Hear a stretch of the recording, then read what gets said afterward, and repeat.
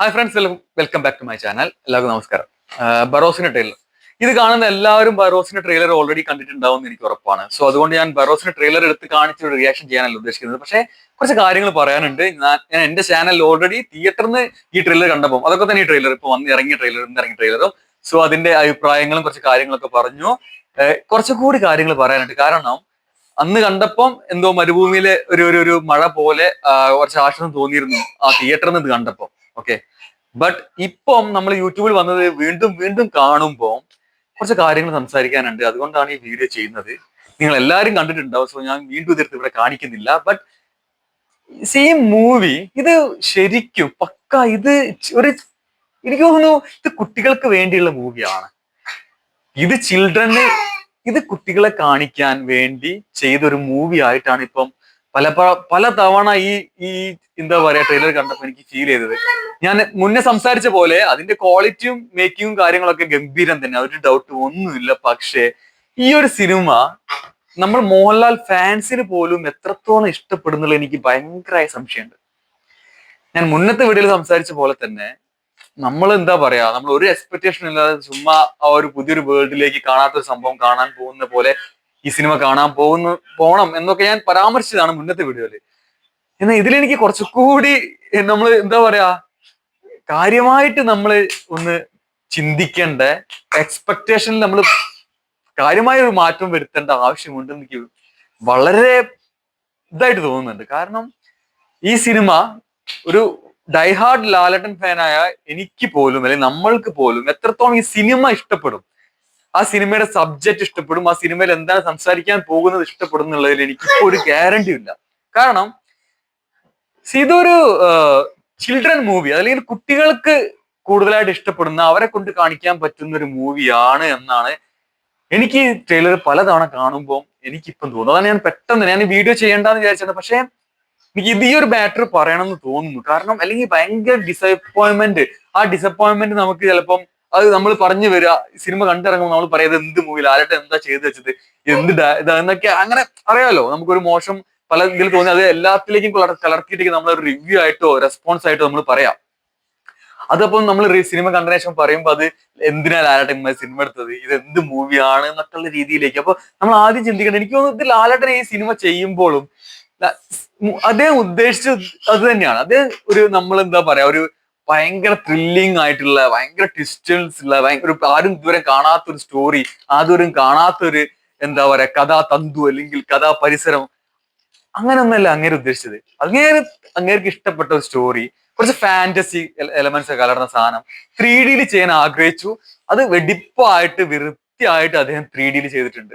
ഇത് കുറച്ചും കൂടി ഇമ്പാക്ട് ഉണ്ടാവും നമ്മൾ 3D ആ ഗ്ലാസ് വെച്ച് കാണുമ്പോൾ കുറച്ചും കൂടി ഗംഭീരമായിരിക്കും. ഓക്കെ, പക്ഷെ ഞാൻ ഈ നമ്മളെ എന്താ പറയല്ലോ, നമ്മൾ പ്രതീക്ഷ, നമ്മൾ ലാലേട്ടൻ ആദ്യമായി ഡയറക്റ്റ് ചെയ്യുന്നു എന്ന് പ്രതീക്ഷിക്കുമ്പോൾ എന്തോ നമ്മൾ ഇതുവരെ കാണാത്തൊരു സിനിമ കൊണ്ട് ലാലേട്ടൻ വരുന്നു എന്നുള്ള ചിന്തയോടെ സിനിമ കാണാൻ പോവുകയാണെങ്കിൽ ഉറപ്പായിട്ടും നിരാശയായിരിക്കും. എനിക്കിപ്പം ഇത് പലതവണ കാണുമ്പോൾ എനിക്ക് അങ്ങനെയാണ് ഫീൽ ചെയ്യുന്നത്.